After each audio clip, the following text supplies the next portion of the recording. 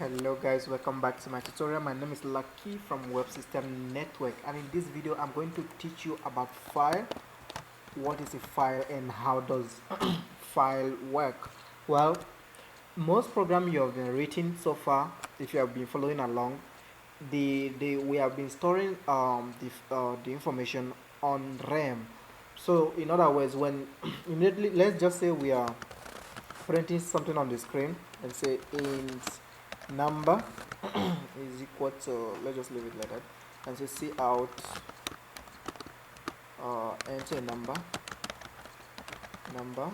and then end line as well, and say in number. I just want to show you a demonstration of that. And then see out, you entered end line, not end line, number, end line. Right, let me run this so that you can take a look at it, so that you can get a clear understanding. So enter a number. I enter 89. It say you entered 89. Immediately we close this program, everything is wiped out because the information is written on RAM. But now we don't want, what file does not only allow us to store the information on the RAM, but it also allows us to store this information on a file so that we can use it later on. So how do we go about creating a file in C++?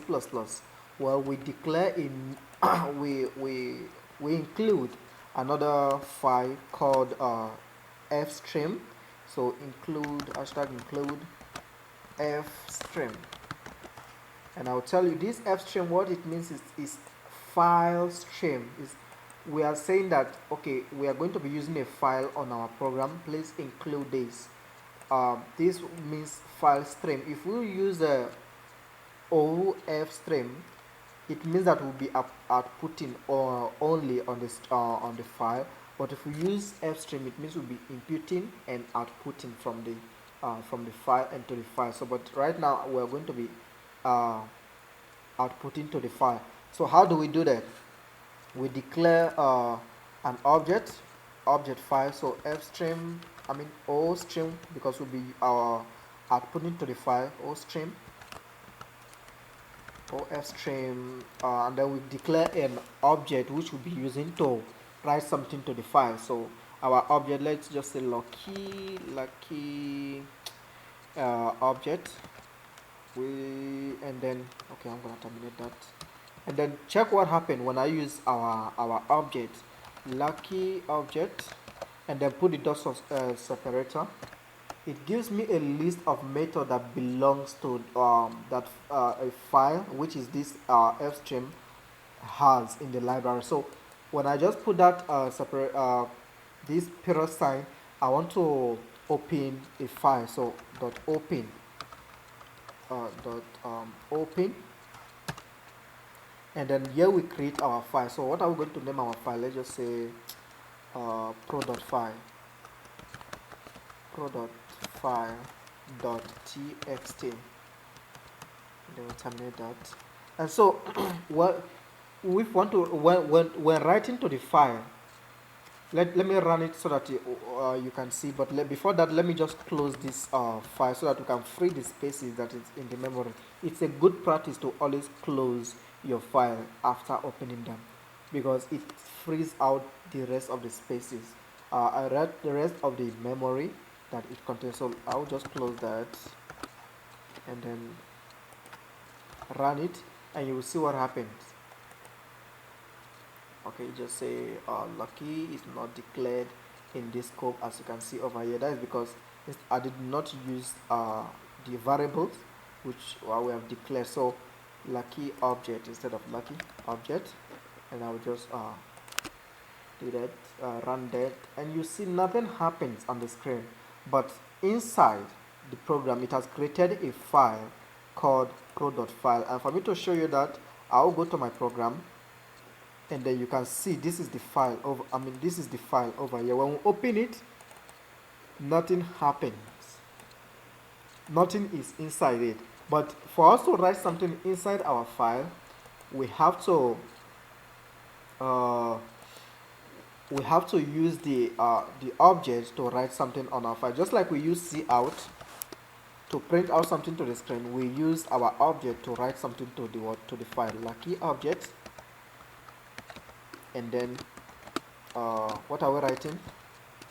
Web system network of files you create courses. Okay, that's what's in my mind, because they do actually.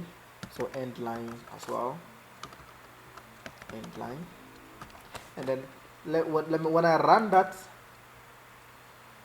it does not display anything to the screen, because we are not saying that it should see out something on the screen, but we are saying that it should write this to the file. And so when we go back to our file and double click it, you see it's been written here to the file. Whatever we have written, it's been written to the file. So as you can see, to write something to the file, you use the object which you have created from this class, from this header file which you have included over here. So if we're to remove that and then run it again, it's going to give us an error because we did not include it. So it's a good practice to always include something that you'll be using in your program. So in this case, we're including a file because we'll be using a file on our program. So in the next tutorial, I'll be teaching you how to read from the file, how to read this what is inside this file and display it on the screen, on our screen, such as this one, such as this command line over here. We display what is inside the file inside the, this command line, so that you'll be able to see it and how to read. And but in this video, you have learned how to create a file, and you create a file by firstly including the file header file, and then from that you create an object file which you'll be using to access whatever that is inside whatever that this file has to offer us. And then for you to open a file, you first create and write the name of the file using the object which I've created, and in this case it was lucky. And to write to the file, you use the same object, write into the file. And in the next tutorial, we are going to be reading from the file to the screen.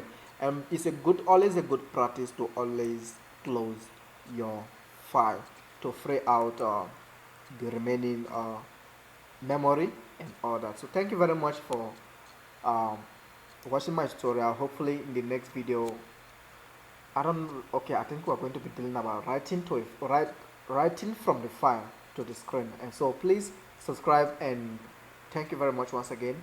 And if there's any question, please leave out a comment below.